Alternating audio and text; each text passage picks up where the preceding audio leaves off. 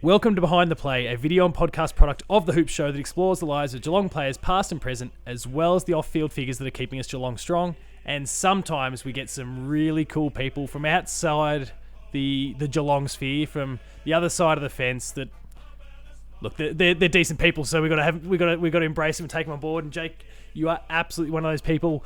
Welcome aboard the show, mate. Yeah, thanks for having me. Excited to be on a Geelong fan channel. Big game on the weekend, so keen to chat about it. Yeah, so I guess, there is obviously a big game coming up, and the Saints are in the midst of a charge towards finals. There's a lot of heat around them. Richmond, Bulldogs, hell, even Carlton have made themselves vulnerable now.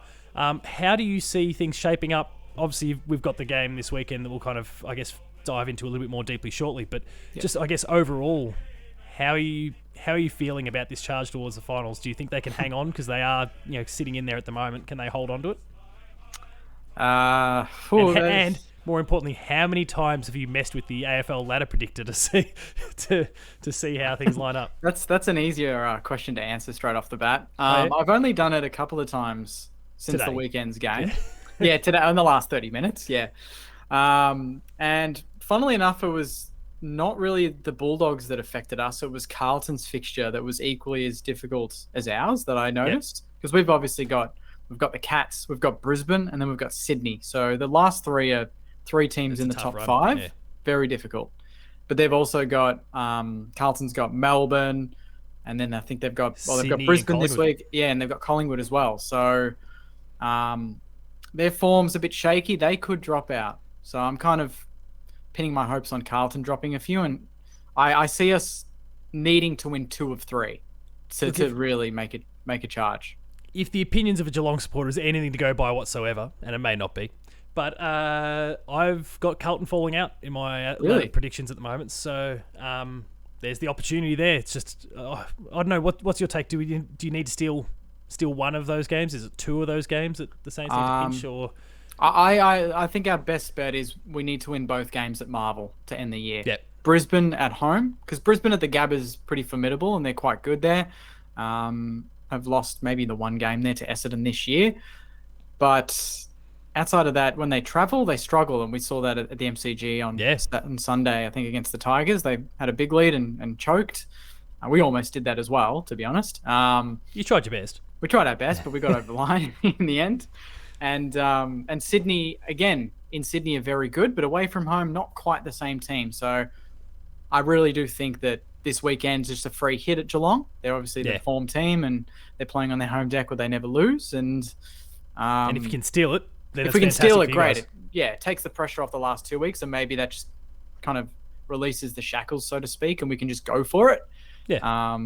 But that's the thing. I'm kind of excited just to see us play 3 very good teams that are going to play finals and go deep into finals and see where we stack up. That's kind of my mentality at the moment. I'm not really thinking about the end result. I just want 3 really good quality games.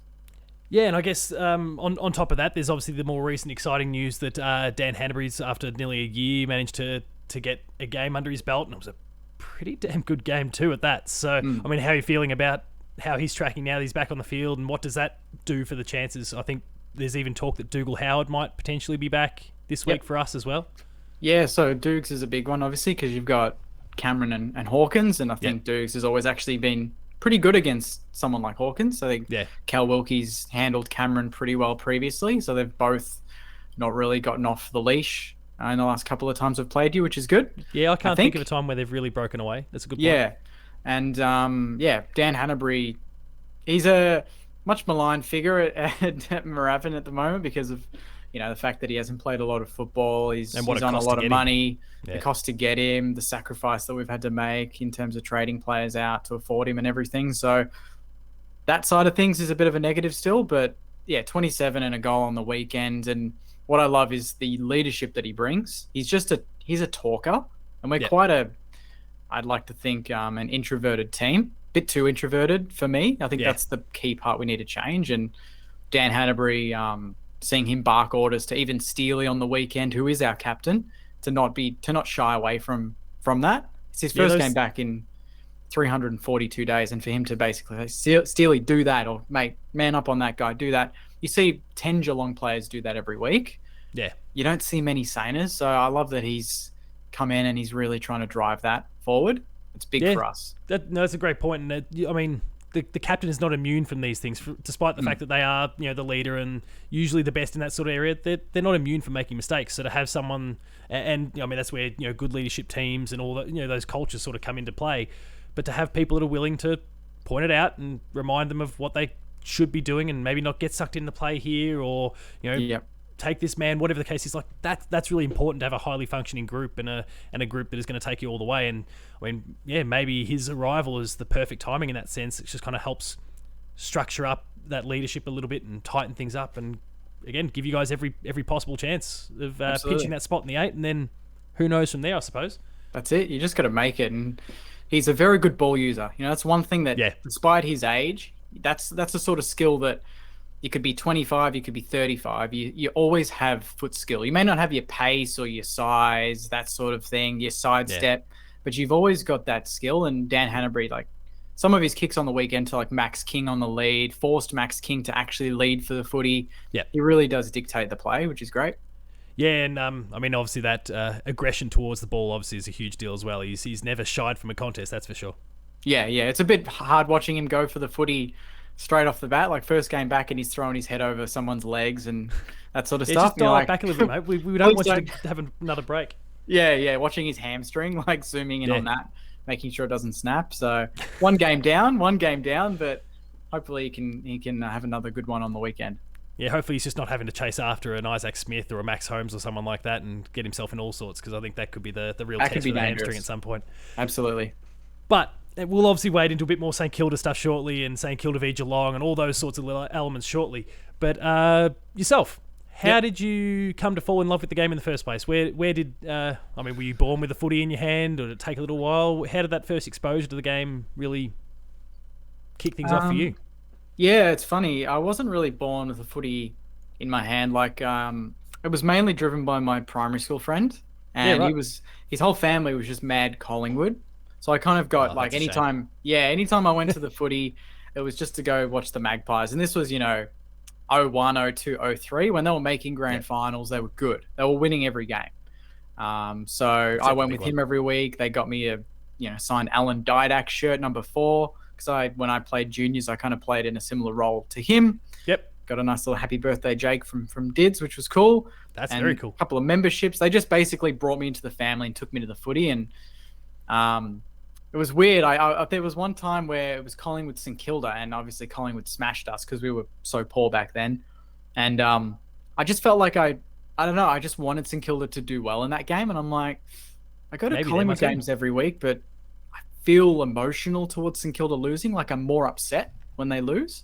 So I just kind of started watching them a bit more closely. My uncle's a Saint, my mum's a Saint, and so the family ties were there. Family ties were there already, and I was at the Greyhounds, not betting, but I was at the Greyhounds with my uncle and my family eating dinner, and we were playing Essendon in the Wizard Cup semi-final in 04. The Wizard Cup.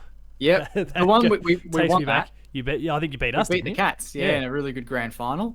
The last good preseason grand final, by the way. Because I think that was the one where a lot of people. That was the wake up call to the comp that at the time Geelong and St Kilda were on the way up. I think it was that preseason. Obviously, that finals, both teams made it to the prelim. Yeah. That was. I remember that being the big wake up call for a lot of people. Like these are the two teams to keep their eye on, the next generation. And obviously, neither of us quite made it, but good times that. That was, and that night I pretty much just said I'm a Saints fan now, and got a membership the next day, and I've been a member the last 18, 19 years straight. So awesome. Yeah, bit of a roundabout story there, but that's the way it came about. And obviously since then, unfortunately, without kind of trying to poke fun too much, there's obviously been a little bit of heartache over the journey. But still, despite that, plenty of highs. Obviously, St Kilda have been a strong team for quite a long time. They've had their downs along the way, but they've had some real highs. And I guess what's that like to be a part of? And ultimately, without again trying to poke, like having come that close on a couple of occasions, what does that do for the fan and for the love of the club when you kind of find yourselves in those sort of unfortunate circumstances? Yeah, it's funny. Like when you look at, there was a graph that came out maybe a couple of months ago, and it was like most wins in the last 20 years. And I Yeah. think we ranked 5th on that list. Yeah, it was Behind, somewhere like, high up. That was, I think, kind of very what I had in high up. mind when asking the question there. Yeah. Yeah, so it's interesting when people, generally like to poke fun at Saints fans. You barrack at 16 wooden spoons or whatever it is. Like, most of them I wasn't born for, so it doesn't really affect me, but people Yeah. still like to poke fun. We were part of like 04, 05. We were unbelievable. I still can't believe we didn't win a grand final in that time. A lot of people think 09, 10 was the more like the better teams, but I always think 04, 05 was right up there because we had Rui, G-Train, Lenny Hayes, Harvey at his peak still. Milne, The midfield Riewoldt, was yeah. Luke Ball, Brendan Goddard in their peaks, like Nicky Dowell. Like it was just Milne, Adam Schneider, like some really good. Schneider came later, but some really good players there. And then 09 was the one. The 09 I can watch the game up until maybe 3/4 time, and it's the whole last quarter where I don't watch. I was there, so that hurts enough. But just to see the first half and to see stats wise, I still can't get out about like my head. We should have been 7-8 goals up at halftime in the wet. Like we were so much better. I think we had I think we were 25 more inside 50s at halftime. I distinctly remember feeling as a Cats fan on the reverse side, I was like, we are so lucky to be in this game right now. Yeah, like, yeah. It was shocking. Couldn't kick straight. And the Cats were always going to have a moment.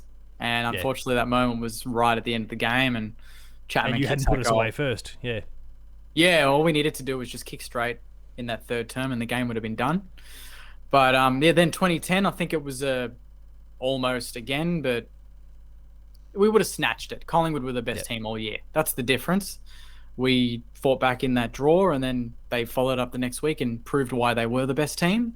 09, we were the best team all year. Yeah. I mean, we won the first 19 straight. Yeah, I mean, I would agree with that. Now, obviously, through that year, setting the grand final side apart, there was obviously the epic. Was it round 12? 14. 14. That's right. We'd gone on in 13 straight. Were you fortunate enough to be at that game as well? Because I can't say I was. I got back from Europe that week. Right. And I was literally top tier. I still remember the crowd, 54,444 exactly. Very good. You can check that. Still the biggest AFL crowd at Marvel Stadium to date. And to date, probably the best home and away game ever, by far. Yeah, I think a lot of neutrals would agree with that. Yeah. Two teams, at their best. I mean, on the losing side of that, I'd still agree that was an incredible game, and one that, whilst I don't look back upon fondly for the result, I look upon fondly for the spectacle. It was really kind of incredible. Obviously, and I think you actually really hit, and this is me coming at it with a non-St Kilda eye here, you talking about kind of that 04-05 period and how strong the team was. I would actually, wholeheartedly agree with you that was kind of the stronger period there, because obviously these guys, like the youth there, and obviously you can add G-Train on top of the whole thing, which is the variable that wasn't there come 09 and 10. Yep. That prelim, when Fraser kicked the 100th. Yeah. Now, obviously, we've heard kind of the conversations, and obviously you're a lot younger at the time and really kind of climbed aboard earlier that year. But do you think that goal, the one that kind of sent the crowd spilling onto the field, a la Buddy recently, do you think that is what maybe did, in fact, bring the team down, as some will speculate?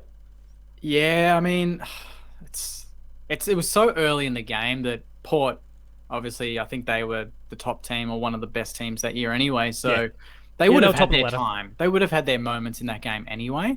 But when you watch the first 10 minutes, we were just all over them, like completely all over them. Yeah. I think we kicked the first two to three goals in that game, absolutely flying. Fraser kicks that one. And then the crowd, it's a good 10, 15-minute break, stuffs the whole momentum up. And then I think Port are just immediately better after that. They had time to chat about game plan, to slow the game down, because we came out guns blazing. So the game could have been over at quarter time if that crowd didn't come up, run onto the field. But that's a big hypothetical. We don't actually know what would have happened. But yeah, of course. But as a Saints fan, you kind of like to think that we would have won that, but you never know. I mean, you are right though in the sense that it essentially creates a fifth quarter when you have an incident like a scenario like that where the ground, like the game stops. They do get an opportunity to talk as a whole unit that they wouldn't normally get, and when the game is being played, a whole other, like if that quarter continued uninterrupted, there might have been 3 or 4 more goals on the board in favour of St Kilda there that weren't there otherwise, and they wouldn't have chased it down. Knowing what, obviously how the game was kind of played afterwards, they wouldn't have chased that down. So I think it is one of those sort of, it's where, in the case of Geelong and Sydney earlier in the year, I kind of wish Buddy had kicked his 1000th maybe in the first or second, like just kick 4 quick early goals, let's get it out of the way, and then let's recalibrate and go from there. But instead, of course, they just kept riding that wave of momentum all the way through to the final quarter, and then he finally did it. But I think I feel like some of those interruptions are a beneficial thing to the team who wasn't the one celebrating. So it's a bit of a shame and I guess that kind of mirrors a larger narrative that the St Kilda have been unlucky. Unfortunately, they've been unlucky over the journey. But that's obviously we obviously discussed there some of your earliest exposure these days, and some of the work that you do for SaintsTV and the like. And I guess for anyone who's not familiar with your work, SaintsTV is the main platform there, but you've got podcasts and those sort of things as well, and we'll definitely wade into those as well. How did the initial love of the Saints result in making content about the Saints? So for anyone listening, I am a big Arsenal fan in the Premier League. Yep. So I used to do videos quite similar, more recorded, not live ones, but I would do match review reactions after those games. So, Arsenal would EPL in England, 3 a.m. I'd get up, watch the game, finish at 5:30, and I would film my reaction and kind of summarize the game and then upload that to YouTube. And I did that for a good couple of years and, got a few hundred views here and there. But then eventually I started doing it for Arsenal Fan TV. And that's probably the biggest fan channel in the world at the moment. It wasn't when I was on it, but... So we can attribute that to you, of course. Absolutely, yeah. Once I started putting I was under A Gunner Down Under, so I actually didn't mind that name. I thought that was pretty good. It's not a bad name. And Robbie Lyle, who runs the whole channel, and he's very successful now. I'm very jealous of what he's done with AFTV, but he reached out to me and wanted to get me on the channel full time, and I politely declined because of the time difference and full-time work, and it just couldn't fit into my normal schedule. It was too difficult. And that's fair. Then I kind of just had an epiphany before round 1 2018, and we were struggling at the time, and I found myself venting after every game to friends, to family, to myself on Big Footy, just tweeting about it. I thought, why don't I just make a channel and I can go live, I can go online and just talk about what just happened, and maybe there'll be a lot of Sainers out there that agree, that have that same emotional response and will want to watch and join the discussion. And I did that. But funnily enough, my very first live, I was forced into doing it. Oh, yeah? So when I first started the channel, I did recorded reviews. So I'd go to the game, drive all the way from Marvel to home, film it, then upload it. It was a very long process. Yep. And I went to the Geelong game in, I think it might have been round 4, 2018. This was when Dylan Robertson passed out. Oh, yeah, right. Yeah, the on-field one. And it was a Saturday night game, so it was so late, and I had to drive all the way back to back from Geelong, Fairfield or something. Yes, where I was living at the time. And I knew that if I go home, I drive, I have to record and upload. It's going to be midnight. It's going to be 2 a.m. when I get it live. No one's going to watch it. So I thought, I'm on Facebook, got a few followers now. I'll go live. So I went live right outside GMHBA in the car park and talked about the whole thing, how poor we were, hoping that Robbo was okay. And a lot of people tuned in, like hundreds of people tuned in. And I didn't have that many followers back then. I thought, maybe that's a much more streamlined way of doing it for me. I don't have to edit. It's raw. It's off the cuff. It's emotional. Which a lot of people really appreciate too. And a lot of people unprocessed stuff. Yeah, and when the final siren goes, that's when your emotions are fresh. You're like, God, what the hell? What did I just watch? You flick the channel off. You're like, what the hell? Like, that was terrible. And you want to go and talk to someone about it. So I kind of thought, I'll be that outlet. When people want to talk, I'll be straight after the game. I'll be live, and we can all have a chat. And I still do it now. I've missed one game since 2018. That's because I was really sick. Pretty good reason, right? Yeah. And I was very tempted to do it. I was in bed like, nah, can't do it. Deathbed, laying there, phone in hand. Do I just hold it up that little bit? Yeah, try and make exactly it work. right. No, I mean that in itself is a huge commitment because it's a lot of footy. There's a lot of life variables that come along the way, and to be able to lock yourself in every single week to do that, say for one, and again, illness is a pretty good excuse not to.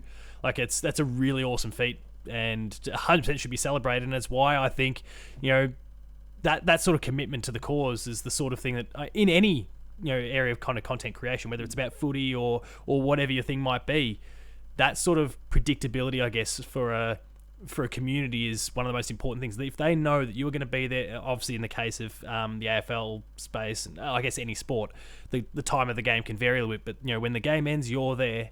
Yeah, that's what people are looking for. It's the same as I know that at 8:30 at night, my next episode of Stranger Things is going to pop up on Netflix, and I know I can reliably pick it up. That's people love that, and I think that's exactly what you're obviously doing here with the game kind of reviews, and it's easy to see why you've become what you've become popularity wise since. It's really awesome. I mean, because we're talking thousands of followers and those sort of things across all of your different platforms that you're touching on. So it's a really awesome achievement. Congratulations on all of it. Yeah, thanks very much.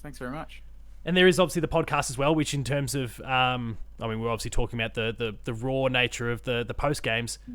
Podcasts typically aren't. Yeah. So let's dive into that one a little bit because that's growing.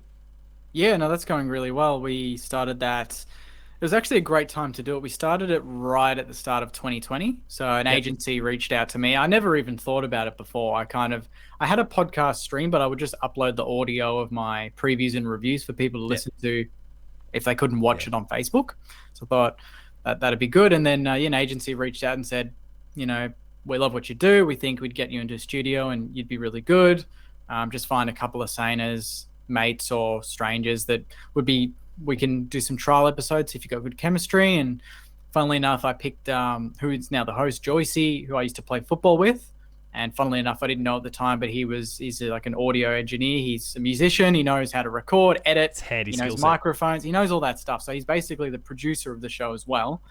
And I've been working with Matt Marsh or Marshy for a couple of years. He runs Aisle 29, which are known famously for their chants during the game. So we released a few videos during that year, or those couple of years leading up to 2020 with the chants, and they went viral, hundreds and thousands of comments and views and whatnot. And it's awesome. Got Marshy a bit, got him some unnecessary attention because of it. But yeah, got them on board straight off the bat. And we did a test episode and we all just sat there afterwards. And the producers at the time just said, you got it. That's spot on. Your chemistry is amazing. Joycey, he's great at driving the episode. I'm a bit nerdy with my stats and that sort of stuff. And then Marshy's just that kind of comedic outlet, that just cracks a joke here and there and is a bit more loose on the show, and it just works.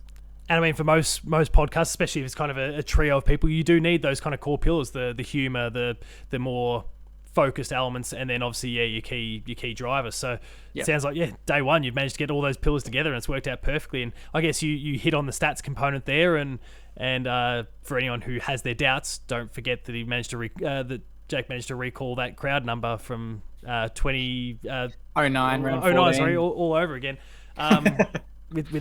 without breaking a sweat there. So just keep in mind, like, the skill set's there. What is it about the stats that you really just love pouring through? I don't know. I mean, are you a numbers guy typically, or is it just? Yeah, a little bit. I just love the stories that stats tell, but you need to actually search for it first. Yeah. Like there's been a few posts that I've posted even this year, or there was one earlier in the year, and I found it was like in 09, 10, when we were last really successful, the ladder positions at the halfway mark of the year were almost identical. It was just Fremantle were third this year and we were fourth, but it was the other way around like 10 years ago or something. It was almost and points for and against were almost exactly the same. I love coincidences like that. Yep. And we also had Nick Riewoldt do his hamstring that year in, I think, 2010 when we last made a grand final. And this year we had Jack Steele who did his shoulder. So both our captains were out at similar times. So it was pretty crazy. Like there was another couple of coincidences I found, but I just sit on the couch and just read through these things, and try and match them together. But I used to recite, I think, most of the '04 season. I think like match by match, Like the score by scoreline? score. Yeah, I couldn't tell you now, but during school, I used to get people asking me, "Oh, round 12, Saints, who do they play? Where was it? What was the score? How much you win by? Blah blah blah." And yeah, I could just go through it all day. That was your version of the times tables challenge that your primary school teachers might have set. Yeah, absolutely. If there was a class on just Saints Relying stats, off Saint stats. yeah, I would have gotten a plus, big time there. Now, obviously, we were talking before about this charge for finals. So pairing that with what we've just discussed about the earlier stages of the year, where did things kind of go awry in your eyes? Again, it could still be salvaged, and let's hope that that's the case. Yeah. But where did kind of the wheels fall off there for, I don't know, what are we talking about? Maybe seven or eight rounds before things started to pick up again. Yeah, well, we were 8-3 at the bye. We were 4th, and then after the bye, we played Brisbane, and we were leading at halftime at the Gabba, so everything looked good. But then we lost Dan McKenzie, we lost Mitch Owens, Steele hadn't returned yet. We had a few key players that went down, and I think we just lost some structure. We didn't have that many injuries in the first 10 weeks, and then in the space of 2 or 3 weeks after the bye, we just lost all. Like Dougal Howard's been out for a month or so. Paddy Ryder in and out. Paddy Ryder's in and out. Hunter Clark was in and out with his injuries. Yeah, and Zach Jones obviously has been dropped, but there's just been a lot of inconsistency with the structure. And we had I feel some Saints fans think we just got a bit shy because we were in the top 4 and we're not used to being, I don't know, having expectations of being a top team, and we've kind of just freaked out about that a little bit. And now, funnily enough, we're starting to win games when people think our season's done, when the pressure's off. I'd like to think it's not because we cracked under the pressure, but when you look at the game against Essendon, Spud's game, no less, for Danny Frawley, Friday night, big crowd, playing a team that's been bottom 6 all year. We're fighting for a top 4 spot and we get done by 10 goals. It's like, it's not a good look. It's not a good look. And we're one of those teams, sadly, that when one thing goes wrong in a game, whether we're winning that game at that very moment or not, we just drop our heads. We just get very low in confidence very quickly. And where do you think that comes from? I mean, I think it's just culture of the club at the moment. I think it's not just at the moment. I was talking to Joycey the other day, and we were kind of like looking at Sydney and how in the last 20 years they've literally missed finals maybe once or twice. Yeah, they've made 2000. I saw the stat. I think today and yesterday. Since 2002, it's 3 years, and most of them have been in the last couple of years. Exactly. They've made 2 or 3 grand finals. They've made multiple prelims, finals 16, 15 times, whatever it is. Yeah. Similar to Geelong in that you know what you're going to get regardless of who puts on the jumper, because the culture is built there. And for us, the culture was built when Rui and Lenny were there. When Rui and Lenny Hayes were there, they were the heart and soul. Yep. Once the second they walked through the doors and then they left, that culture left with them, and it wasn't ingrained in the DNA of the footy club. Yeah. And we just don't have that at the moment. So that's kind of my key take, is that I don't know where it's going to come from, but there's some work that needs to be done with the foundations. And I think that kind of plays into the, that on-field performance of when we get 1 goal kicked against us, it's guaranteed to be 6 straight. Like we'll just let 5 more in, and we just don't have players that will say, hey, this is not good enough. Stem the tide, yeah. Yeah, we just take it. And I've been critical of Jack Steele at times. He's a bit passive on the ground. He's more of a, he tries to lead by example instead of leading by his words and saying, boys, do this, do that.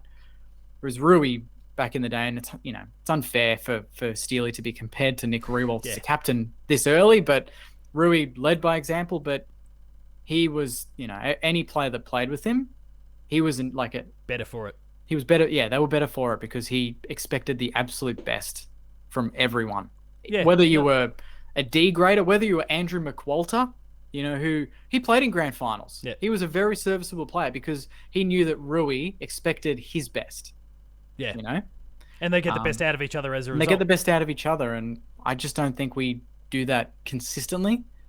Do you think, and I'm trying to draw comparisons here to Melbourne, from last year, people, a lot of people said the same things about the Ds. And now, admittedly, obviously, we've still yet to see how this year plays out. And as a Cats fan, I hope it doesn't work out for them. But, I mean, those conversations aren't happening anymore. I mean, could it be as simple as the premiership is what remedies the situation? Well, they did a lot of work. I think it's maybe a bit deeper seated. Yeah, they did a lot of work. They got Paul Roos in, if you recall, and he did a full review. And the big one that I always wanted him, but Mark Williams. Yeah, doesn't his name keep coming up every time a club's in trouble? He's the one that... Yeah. I always see him at the Hamptons Bakery. He's always there. Really? A little shout out. He's always there having breakfast, so don't go hassle him. But every time I see him walk through the door, I'm like, he is the man that won Melbourne that flag. He's the secret weapon. And he has been for a few clubs too. He's got history. He's won a flag. He's on his own, first of all, which is hard enough. And then he's done it with other clubs behind the scenes. And we just need someone like that can come in, do an internal review, be kind of unbiased in their view of the club, not someone that's been in the club or has worked or played at the club. None of that. Just someone that can come in and have fresh eyes and say that's the reason why things aren't working, and they can shake the place up a little bit, because we've done half rebuilds, but we haven't done the full from the ground top up. To bottom. Yeah, and I think we're a bit late. We can't do that now. We're too far into this. We're fighting for a flag now. Yeah. We can't suddenly, the Andrew Bassett can't write another letter like he did last year and say, hey, this isn't actually the year, it's going to be next year, which is what he said last year. Yeah. He said, 2022 is the year, not 21. Yeah. He can't keep changing expectations, because Saints fans have very high expectations for a fan base that hasn't had much success. So it has to happen soon, and I think they're the players in particular, feel that pressure. Yeah. I think that was again the outside perspective. I feel like something that was a bit unfair, pressure-wise, to be put on the players. But also, I mean, there's so much that's out of any team's control in any given week or year.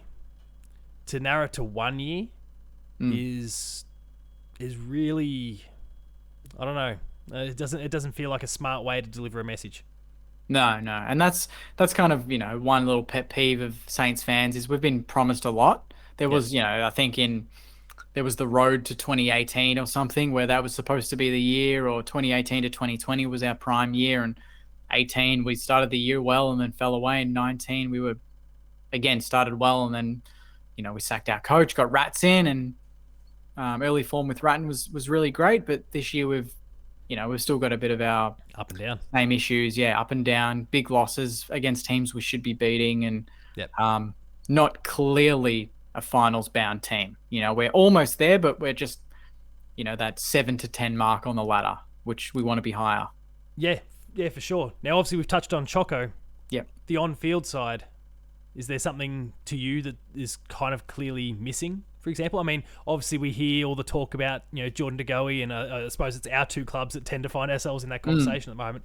Yep. But is he the sort of player in your mind that is actually what the club needs? And it's not to say that he's not going to be any good if he comes across, because I think any club that he goes to is a value add on field. Obviously, there's the off field component that a lot of teams will be contemplating, I'm sure, when if he's an option for them. But in terms of the on field side, is he the sort of player that you feel like is missing, or is it somewhere else on the ground that needs a little bit of extra TLC?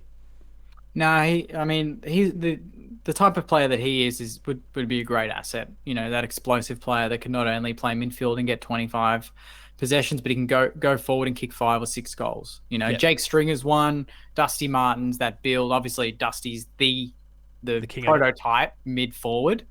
But then you've got Stringer, you've got De Goey, you've got these sort of players. Obviously, Danger in his prime, it was exactly that player. And he might well play mid and forward on the weekend, and that's going to be very dangerous for us. So yeah, hopefully all those injuries are behind him and he's starting to get back to his best again. Yeah, exactly right. So we don't really have that player. Jade Gresham, we tried to do that and put him in the midfield, but I think that's putting him in the midfield just sacrificed his attacking flair a bit too much for me, and he wasn't hitting the scoreboard as much as he was when he played permanently as a small forward. Yeah. He's got a spark about him. He does have a spark about those him. Guys, and not to say that Dusty and Stringer and De Goey don't. it's a different sort of spark. There's that creative, there's that one touch goal sense that he has. Yeah. Those guys don't. They can kind of wheel around and navigate their way through a contest or use some sheer strength to kind of barge their way through. That he doesn't have, but he has that one touch sort of, he knows where the goals are at all times, and can kind of just swing around on the arc and lace it out to someone or put it straight between the sticks. That those guys need to take a little bit more time to do. It's not it's not as natural to them, I guess. Yeah. So if you pulled someone like a De Goey in, he would complement someone like Jade Gresham perfectly. Absolutely, but yeah, I mean it's a sensitive topic in itself with De Goey and his we've had a history of getting players in that haven't really been the best culture fit for the club. Yes. And I just mentioned culture before to you, and that's a big issue for us. So bringing in someone like De Goey, who's proven, I think, not guilty for a lot of his charges, but again, he's still amongst that gets sort themselves of, in these situations. He gets himself in the headlines a bit too much, and not for the right reasons. And we've had too many players like that in the past. We got Andrew Lovett. We sacrificed a lot for him, I think, in 2009 at the end of the season, and he was the player for us in 2010 to take us to the grand final again. He hasn't, he didn't play a single game for us, and we gave up, I think, a first-round pick or something for him. So, we just don't want, and then obviously we're still a bit sore about the Dan Hannebery situation and not getting the full return on him. So to go for De Goey on top of that, instead of, I think like even a Tim Taranto would be great. I really rate him, and he can play forward and mid just like them. He would be a good bet. But yeah, De Goey would be great, but it's really about all the other stuff that comes with him. There's a lot of baggage. So it's that style of player, though, I guess, that you're kind of eyeing. It's that style of player, absolutely. Is there someone that you see that doesn't necessarily have that same profile, I guess, and I don't necessarily mean just the off-field behaviours, but like, we don't think about as much that you feel like would be that right sort of fit?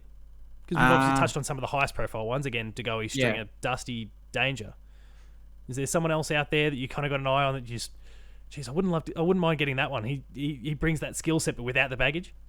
No, I wouldn't say there is. Like, there's not many that I look at from opposition teams, and I'm like, they're going to change us completely. Yeah. Because they could come in, and if we still play the same system that we do this year, it's just going to make them less of a player, and we're still going to be where we're at.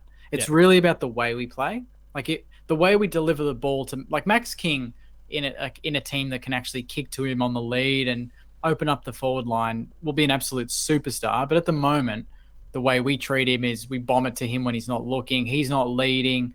The forward line is crowded with our midfielders when I really prefer that they just keep clear and let him have all that space. And you look at a team like Geelong and how open your forward line is. It's really Hawkins, Cameron, and maybe Stengel rotating, Gary Rowan. It's the 4 or 5 of them. The mids know what to do. They keep clear. And if the ball comes back out, you're pushed up on that 50, 60 meter arc and you block that ball in. And then you repeat entry, and then you eventually get that goal that you deserve. We don't really do that. All of us, like on the weekend, there were times all of the players just ran forward. We had defenders in the forward line at half forward. And I'm thinking, how can King have space to even try and go for a lead right now when there's 40 players in a 50-meter radius? Like, we need to fix that first. Yeah, that makes a lot of sense. And I feel like Geelong's kind of playing a 2022 style of a Pagans Paddock style thing. Now, obviously, we've got more than just a Wayne Carey up there these days. Not to say that Hawke or Jeremy Cameron are better than Wayne Carey, but like we've got, like in terms of number, we've got more of the more kind of targets there to work with. Absolutely. Than what they had back in the day. But yeah, I feel like it's a variant of that sort of play style. Really, like just get it in there. If they don't do the job, there's you've got a pretty awesome mosquito fleet around them now. And if that doesn't work, well, you're all queuing up to just send it back in as well. So it's a style that I feel like holds up. But in terms of Ben King, Max King. Who knows? You might still. Hopefully we get both. All the rumors there. And this is me kind of looking at from afar as a Cats fan. So obviously not seeing St Kilda every single week. I feel like, and again, please correct me if I'm wrong. He's still got that, like he's great on a long lead, and that's his one wood. And I feel like he doesn't really deviate from that necessarily enough. And I guess I was making similar comparisons. It wasn't about Max King recently. I was having the conversation about Ben Brown over at Melbourne, that he's that one lead up sort of player, and then the stark contrast between him and what was going on the very opposite end of the field that particular week with Jamara doing the job against against Melbourne the other week, and he'd lead up, and if it didn't work, he'd start to come back, but then there'd be the hard push off his defender, and he'd get up and take that. It was that short, like there was mini leads alongside the big full blown, longer committed lead, and I think that's what kind of worked his favour in that particular instance. And I think what hurting Ben Brown, I feel like, is maybe an aspect that Max is missing. But again, I'm not seeing him every single week. So please, I'd love to. Any Saints fan will tell you that King doesn't lead enough. Yeah, right. He's number 1 for contested marks. He's 8 clear of Hawkins. Yep. He's number 1 in the league, and he's 22 years old. Everyone else under him is Tom Lynch. I've got it here in front of me. Gawn, Norton, Peter Wright. Tom Hawkins is 6th. Yep. Jeremy Cameron, not to be seen in the top 20, I don't think. So no, Jeremy Cameron's not that sort of player. Yeah, he's not that sort of player. Kingy is a contested marking beast when he gets a chance to run and jump. So I think I know what you mean with the run. He's good when he has that time to run and then jump to the side of the pack. No one's catching him. No one can reach. DeConing and him on the weekend is going to be a very exciting watch. I can't wait for that. I think last time I'd say it was pretty much a draw. Like both of them had their moments in that game when we won, and hopefully it's a similar result again. But Kingy needs to move more. Yep. He needs to move more. So, I think contested mark is his one wood at the moment, and leading is not. And I think we play a style that doesn't really invite that anyway, where we bomb the ball too much. We bomb it on his head. It's contested mark, or it's a rebound, or it's just a spoil out of bounds. It's not giving you an opportunity to collect the ball in another way. Exactly right. Yeah, and we haven't had the players to do it. So hopefully we can get it in. I think Brad Hill's going to be very important on the weekend. Jack Sinclair as well, and then obviously Dan Hannebery, the players that can use it, kick it to him out in front. He's got pace. He's got pace for a tall. We just don't utilize it enough. Yeah. It'll be interesting, and let's as a Cats fan, let's hope he can't discover that this coming weekend. Hopefully, DeConing. I mean, to be fair, I actually thought Max had his measure last time. It was just a few wayward kicks that was probably what flattened Sam DeConing in that particular game. Obviously, he's come a long way since then. So absolutely, it'll be a really fascinating contest between them. Yep. Let's cast our eye to the weekend. Yes. What are you thinking? I'm thinking we haven't won there since 1990 something, probably. Has it been that long? Yeah, surely we didn't beat you at all in 03. We almost beat you there, and we lost by a couple of goals. 04 Heritage round, great look on that. I think it was round 18 that year, and we lost by 18 points. Right. You can check the margin. I'm pretty sure I'm right. And 05 we beat you, but anytime we beat you, it's at Marvel or the G. We just never get close. I've been to a few games at GMHBA, and they've all been 40 plus points losses and a couple of hundreds, I think. Like I know we've obviously we've got a pretty good record against almost every team that comes down. Yeah, exactly. We've had a good couple decades, but at the same time, considering the successes St Kilda have had, I feel like somewhere along the way you might have pinched one. But I guess to your point, I mean, when St Kilda have been up and about, it's a bit like what Geelong does with a game against Richmond or Carlton or Essendon or someone or Hawthorn. If it's a Geelong home game, they end up taking it to the G, or in the St Kilda case, Etihad. So exactly. So we possibly, some of those opportunities where maybe you might have pipped us at home, we've played you elsewhere anyway. Yeah, I think maybe it's part of our strategy. Keep the record clean. I'm not feeling terrified. I'm not intimidated. I'm kind of just excited to see what happens. I like that we're going to this game knowing we've beaten you already. And a lot of the times when you play teams, when Geelong go into games at GMHBA and they're playing a team, they haven't necessarily lost a team before that year even. Yeah. So the last time, like a couple of times before that last year, I thought we probably should have won both. The first game at Marvel, we kicked waywardly, and I think King kicked 1-5 or something, and could have been the difference. That. And then on the flip side, later in that year, we kicked the first 5 goals of the game. King was looking like $1 million because Tom Stewart wasn't playing, and he was marking everything. And then King went off injured, and you guys came back and won by 2 or 3 goals. So the last 3 or 4 times have been very competitive. But your form of late has been brilliant. And a lot of those games have been down at the Cattery. Yep. And ours has obviously been pretty average, and even our last 2 weeks we haven't played anywhere near our best, not even close. But you're right, that confidence they bring into the game from the last result, I mean, that does carry weight. And yeah, while I'm not hoping that you get the win, I'm hoping that makes for a really exciting game. yeah, and we always play better when there's little to no expectation because there's no pressure. Yeah. These are the games where we'll go into it and we'll play. And you might pinch it. We'll play what I think is our best game style, our best Saints footy that we can play, and that's fast through the guts, kicking it to Kingy, 1 out, and then let him do the rest. And we haven't done that in 2 months. Yeah. It's because we've had expectation, we've had pressure on us, and the attention's been now negative. And playing the Cats away could be the perfect sort of preparation for to get into finals. So we'll see. We have to beat the best to make finals. So exactly. There's no choice now. You just got to go for it. It's a good challenge, and if you can do it, and that's not just Geelong, but each of the 3 teams you got to play in the final few weeks. If you can pinch a few of those and get in there, then I think you kind of end up in that similar position that the Dogs were in 2016, which is why not us? Exactly right. We've done it. We've done it a week ago. Why not? So and that was the slogan that Rats put to the boys pre-season. So I don't know if you knew that, but it wasn't. Why not us? Good on me. Self 5. Why not us? That's what it was. He said that's the slogan for this year. It could be anyone, but why isn't it going to be us? So let's make it happen. That's the weekend in a nutshell, isn't it? Why couldn't we beat you? Why couldn't we go there and do a job? You've played a few good games in a row. Every team's due a stumble, and the Doggies started very well on the weekend. It's not like you came out and smashed them from the very start. I was a bit anxious about that. It was a bit of a slow start. I didn't watch most of it because I was coming back from the Saints game, but I saw the scores and thought, that's surprising.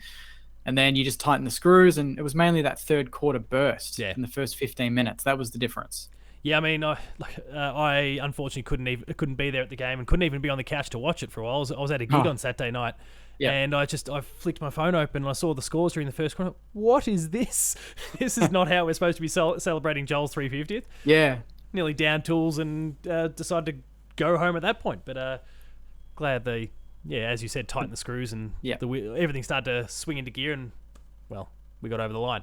I guess cycling back in on you and some of your broader thoughts of the Saints themselves and even some other memories, We've touched on a few key Geelong and St Kilda clashes, both of them conveniently in 2009.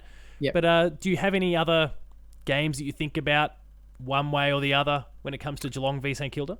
I do. One of my favourite games is the 2010 qualifying final when we were given little chance. And I remember the best part of that game is it's not just Cam Mooney losing it at the end when Lingy kicked the winner. And I actually thought that was a goal. I remember just thinking like, it's game over. And then someone said, no, the umpire, it's a free kick. I'm like, oh my God, what's going on? But it was when Milne kicked 3 straight in the second quarter and he went nuts. The one where he pushes who's the was it Hunt? Josh Hunt would have been playing. Josh Hunt maybe. The backman. He kind of nudges him under the ball, marks it, and classic Milne just turns and dribbles it along the boundary and it goes straight through. And we just had all the momentum at that point. I just thought like there's certain quarters in big games that you remember more than the game itself. Yep. And that was that quarter. Like if I watch the replay, that momentum is that got us over the line. We got out to a 4-5 goal lead, and then classic Geelong again brought us back. You always do that against us, and that's the thing. We do it against a lot of teams, and then if we lose, it's the admirable loss. I'm not big on that. But that's the culture of the Cats. You rarely let a team have it their way against the Cats for the full 4 quarters. Yep. You always have that momentum change. Like even the grand final, obviously, and then round 14, we kicked the first 5 again, I think. We came out guns blazing in that, and then you brought it back and leveled the game, and then we got the goal at the end. So it's never game over against the Cats, which is it's a trait that I admire, but I also hate because my club doesn't have that same trait. Yeah. And it's just something you know you're going to get from Geelong every week. Yeah, I must say there's only one game that I can think about, and I don't mean this in any sort of arrogant way. It's 2008 that I actually think about where they just didn't put up a fight, and that was, I mean, it was one of our only 2 losses for the year. Obviously, the unfortunate grand final at the end there, but it was a game against Collingwood where we got beaten by 100 points. Yeah, and they just, I remember that. They were nuts. Firstly, I couldn't believe what was going on, but they just didn't. They didn't ever look like it, and they didn't. I mean, it looked like the hunger wasn't necessarily there, and there wasn't the intent to kind of chase things down. It was a weird sort of a game. Yet there's others where we've been blown away. I think about 2016, the prelim against Sydney. I remember that. And I mean, I think it was just last week or the week before where I was talking about this on the show and how the media came, my comments to the media actually before the game came back to bite me with all my friendship group afterwards. But where like we got obliterated in that first quarter. They piled on like 9 or 10 goals to basically nothing, and obviously that was horrible, and I couldn't step. But credit to Geelong, we didn't win the game, but we won everything from that point onwards. Like it was just we were just chipping it away and eroding it, and you just thought in that last quarter, like if we can have one of those 10-minute bursts here, we might even be able to steal this thing, which was insane. Didn't happen, but like it was just that never say die sort of attitude that I really appreciate and love about the club. And I know, I mean, Joel's right near the end. Maybe I hope that's not the case, but maybe similar to what you were talking about with Rui and Lenny when they left, maybe that leaves with him. I hope that's not the case, but maybe it does. He has been there for basically that entire period where we kind of have built this DNA. So I don't know. We'll see what happens there. But I guess a really fascinating couple games there to be discussing. Anyway. Yeah. No, there's a few, and obviously the other one that stands out is the I think it's 2016 when Gresham kicked the winner, or he dodged. Who'd he dodge? Was it Taylor? Was it Taylor? Harry Taylor, maybe. Might have been Harry Taylor. He breaks his ankles, and that's when Gresh got the rising star. Like one of his first games, and he kicked the snap. And Jack Stephen kicked the one off, socketed off the ground, and we won by a goal. And it was literally first versus last, I think, at that time. Yeah. And that's a game that, very, very fond memories going there with my good mates, Ben, and it seems like every Geelong fan is just called Ben. So it's just it adds to my hatred. Like Geelong is probably my most hated club. I hate to say, but green with envy. That's I went to school in Geelong. During 2009, like high school. You got to understand. I can actually maybe understand where the hatred comes from. Then that's a lot of being around Geelong blue fans. And white. Yeah, it's not fun. Okay, I'll let you off the hook for that one. I was actually at that same game, and I have a distinct memory around the whole thing because my dad has basically been living out of the country for 10 to 12 years at this point for work. Yeah. And I mean, he loves Geelong. He's the reason he's part of the reason I'm a Geelong fan. His dad played for the Cats, so that was kind of where everything started for me, I guess, at its core. But he's rarely been in the country, but when he does, we made sure to go see a game, and he came home that particular week. And so we'll go to the game, and it's top versus bottom, and we'll blow these guys away, and it'll be a great weekend. And then that result happened, and this wasn't the first time in this period of years that he's been away where he's returned and the wheels have fallen off for a week or two. And so I promptly told him he needed to leave the country because he's not allowed back. I was not too impressed with how that one panned out. I mean, I guess it was a good day. I feel for the most part, I felt like it was only a matter of time before we were going to steal the game, and it never happened. But I don't want him back for the footy anymore. Come September, he's not allowed to come back home. Is he just banned? Dad, if you're watching and listening, not coming. Do not come home till December. Yeah, I couldn't handle another prelim loss. That'd suck. Sorry, I had to take one shot. No. That wasn't even me having that was more just like I felt like there was just this rush of about 10 years of horrible memories that just came bursting back through. So, thanks for that. Yeah. No so, who in your eyes, I guess overall, but also in the period that you've actually been able to watch the Saints, who's the greatest Saint of all time? Greatest Saint of all time, I would say. The best Saint I've ever seen is Nick Riewoldt. Yep. Live, just a centre half forward that can run the way he did and for sure influence games and then be leadership, the captain for the most games in history. It just blows my mind when you have players like Rui and even Matty Pavlich and these sort of players that are so good, but they just don't get the ultimate. They both get so close, it's an unfortunate reality in AFL. And then I'm a big fan to miss out. Exactly right. And Lenny Hayes is probably my all-time favorite. I've got you can see the number 7 in the background. It fits into the frame for anyone watching. Yeah, so yeah, Lenny, I just love the way he goes about it, and he's not one of those players that's blessed with a lot of talent, but he's just a gut. He's a gutsy player, and I love Yeah. players like that, And to see him smash Chappie in their 2010 final was a beauty on the wing there, just the little hip and shoulder. It was good. You I don't feel see like Chappie hurting much, and Lenny did hurt him, so that I was feel like Chappie's the sort of guy that a lot of players and supporters liked seeing hurt. Not because he necessarily like. I don't think Chappie was he didn't have that Toby Green sort of reputation. yeah, But he was the sort that, like, if you can knock him around or if you can hurt him, you're hurting the Cats. yeah. That's So exactly I feel like right. he was the one that I think a lot of people kind of perceived as being critical in that area. Like, if you can break him down or you can bury him in the dirt or whatever the case is, like, that's sending a strong message to everyone. It sends a ripple through.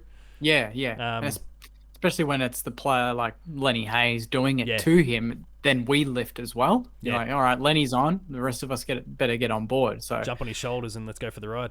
yeah, exactly right. He's the spiritual leader, whereas Rue was just the champ.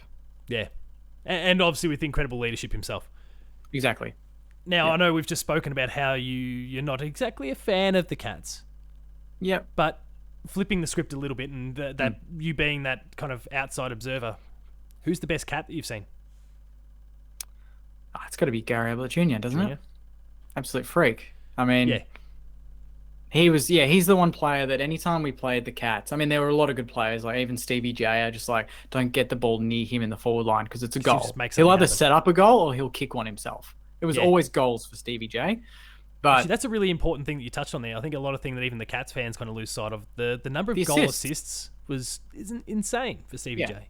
And I mean, no surprise that Tommy Hawkins has continued that because he had that with Stevie J, in his early part of his career, but that's where it came from.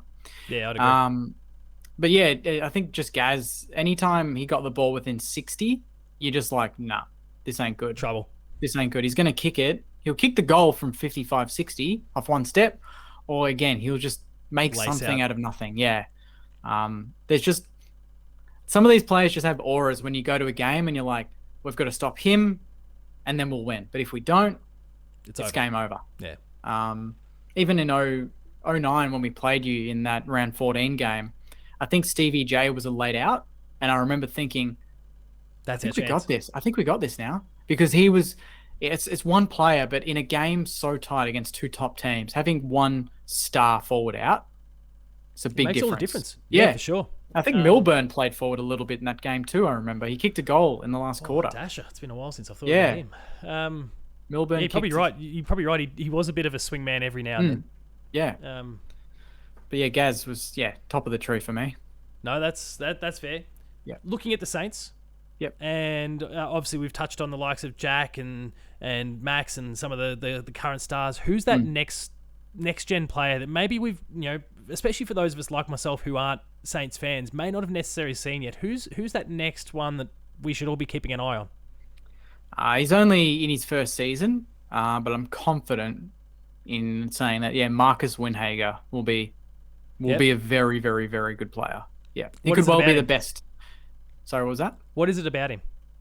It's his impact on a game. And I'm surprised. I think Geelong fans probably won't remember because we won the game earlier in the year, but it's him that came on happen. when Steely went off and did his shoulder. Oh, right. Windy came on and immediately impacted the game and played in that inside role in like his third game. And he could take it up to the big bodies. He's a big body himself.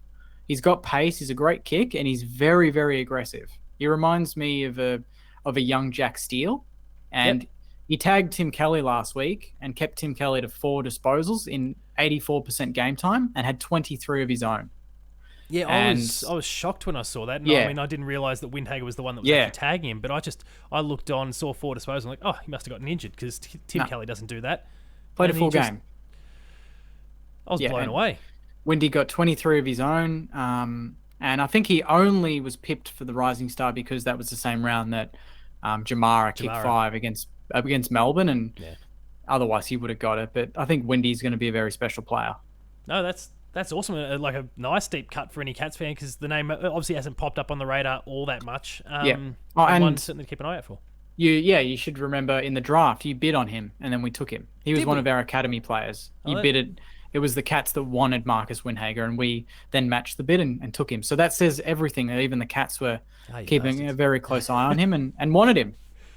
Oh, well, that's an awesome get, and now it just Yeah. makes me even more filthy about the situation. But anyway, he's one of the reasons we lost to you at the end of the day. Probably just proved Stephen Wells in the team right afterwards. He goes, you should have picked him earlier.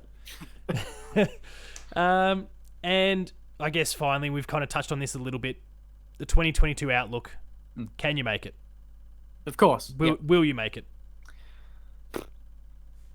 I can't even answer. I mean, I guess it's one of those things that's really hard to separate the bias, of course. But yeah, I'd like to think we you pretty much need to win 2 out of 3, right? We need to win 2 out of 3, and I think, this week to me is not one of those 2. I don't think. Like, my gut and my head just kind of don't think we can get there just yet. But I really do back ourselves back at Marvel, just to create it's going to be. I want the club and the fans to create 2 big events, 2 finals games. This is the Super Bowl for us. Yeah. We need to win both to make it.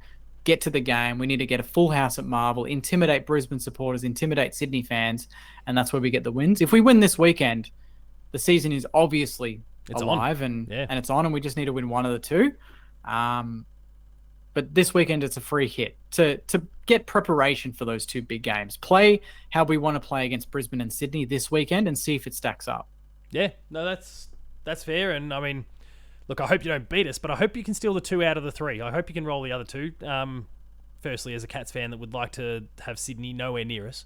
But the Saints deserve success. While you may not be a big fan of our club, I'm personally a big fan of yours. And not. Well, we gave you a flag, so I mean, there's that's that's the least you could say. You're welcome.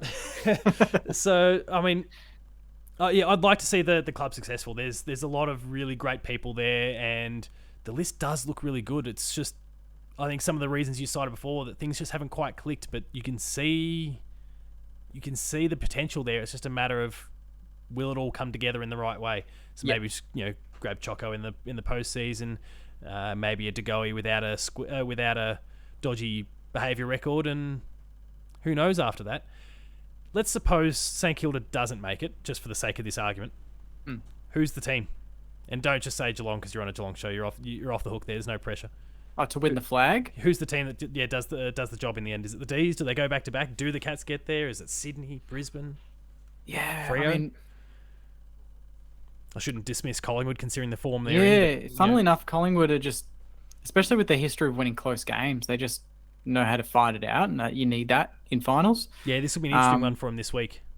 Yeah. We'll see how they go. But yeah, it's a hard one to pick, because the Cats, I'd love to pick the Cats, but there's been too many years gone by that are very similar, where you're the best home and away team, and then it just doesn't translate into finals wins. We were in the same position last year on the ladder, like in terms of exactly wins and losses. Exactly right. And even Tom Stewart with the Liz Frank that's when that popped up. But 2020, you were leading that grand final by a fair way, and Richmond came from nowhere. I don't know. I just don't have faith. They came from Dusty. That absurd performance. Melbourne are building now. They're building, and they're looking pretty ominous. And then even Sydney, they've just got a lot of excitement. They've got an X factor about them. They're probably the most exciting team in the top 5, the way they play. They've got Buddy, who's immediately an X factor. He doesn't need to get more than 10 possessions, and he can kick 6 goals and be the difference. So he's a bonus to them now. When he first rocked up at Sydney, he was the man. He was the focus, now he's the sideshow. He's just the addition on top. He's the icing on the cake. Insane. Yeah, it's absolutely isn't that insane nuts? that a bloke who's kicked more than 1,000 goals is He's the icing. second or third banana in the forward line now. He's behind Heaney now as the most important player. So I'd probably go Melbourne at the moment, just because they're the reigning champs and they've done it. Yeah. And it's hard to doubt them. Yeah, they've got the runs on the board. Their form against Geelong's been pretty good, I think, at least in the last couple of years. Save for the one game, yeah. Save for the one game, exactly. And Brisbane, I can't pick Brisbane, because just look at this weekend. They were a bit soft against Richmond, couldn't do the job. Their backline leaks goals very easily, and their forwards run ahead of the ball and enjoy kicking goals, but not so much defending goals. So that's how too many conversations about Brisbane, but Yeah. you've hit on something that there's kind of been bubbling away in my head. Harris Andrews doesn't feel like He's not in the best form. Yeah. Hasn't been all year. all year. It's Yeah. been an interesting one because obviously, I mean, the argument was there, and I think it was a perfectly rational and reasonable argument that he was the best key defender in the game for the last couple of years, or at least, you know, in that top 2 or 3, if nothing else. Yeah. And he's been nowhere near it all year. It's been a really, really weird one. He seems a bit lost at sea. He's more argumentative to the umpires in a day where we can't be as argumentative with the umpires. Exactly. And just those one-on-ones where he'd find a way to get the fist in there, he's getting shoved off the ball more. It's been a weird sort of a game. Weird sort of a year. Yeah, and speaking of defenders, I didn't mention him, but obviously getting Corey right for our defense has been massive. That's one part of our game that I'm actually really comfortable with, is our defense. We don't leak a lot of goals. Yeah. It's more kicking goals that's the issue, but Cal Wilkie on the weekend is going to probably get Cameron, and he's one player I think that deserves more credit. Cal Wilkie, he doesn't lose. I think he's won an absurd amount of one-on-ones in his career, and he slid under the radar. He's played 86 games straight or something since debut. He hasn't missed a single game. And now he's in the leadership, and he's in the leadership group now for a good reason. So, if we're going to win on the weekend, I guarantee it's going. He and the defenders, especially if Dougal Howard comes back, is going to be a big reason as to why we win. Yeah, I've got to say, I guess on the topic of Corey Enright, he popped up in a few videos last week because obviously they were celebrating Joel's 350th, and he was wearing his Saints gear. And I thought, was he? This isn't. Yeah, he had the hat on. It was clearly like they'd recorded it just after training or something like that. And he sent the video off to the club for them to do their thing. But surprised they didn't blur it out. Or just like Photoshop it. Like I said, you might not love our club, but we've got a lot of love for you guys. The Cats love everyone. Yeah. It's because they beat everyone. That's why. Well, yeah, we can kind of get away with that for a while. Yeah. We'll see how things change if we eventually fall off a cliff, if all these old guys start to retire. So, Jake, thanks so much for coming on the show and sharing this journey in content creation so far, and all of your experiences and memories from Geelong and St Kilda and St Kilda more abroad. We obviously mentioned all the content before. Where can people go to catch up with all things SaintTV, the podcast, etc.? Yeah, so you can find the podcast, the SaintsTV podcast, on all streaming platforms. I'm on Instagram at SaintsTVPod, and Facebook SaintsTV, and then YouTube SaintsTV Pod as well. So if you just Google SaintsTV, it'll be all the links will be there. Yeah, that's awesome. And on this show's side, please make sure to subscribe to The Hoop Show on YouTube to catch up with all the content. There's a very steady stream of stuff that's coming out from Ben. I've never tried to do it properly, and I'll get my tongue tied. The Chaps, Chat, Cats, obviously more Behind the Play, and a whole bunch more that's all there on the channel. Make sure to subscribe to the Behind the Play podcast feed as well to get those episodes as they roll out. But Jake, again, thanks so much for coming on the show, mate, and having a chat, and all the best for the Saints this weekend. I can't say I hope that you win, but I hope that it's a really awesome contest, and I hope that it puts you in the form that you need to roll those other two mobs in the next couple of weeks and make that charge for finals. Thanks a lot for having me, mate. It's been a pleasure, and good luck with the game on the weekend, and also the channel as well. You're doing a great job. Thanks, mate. And Cats fans, remain Geelong strong. I'll see you next week.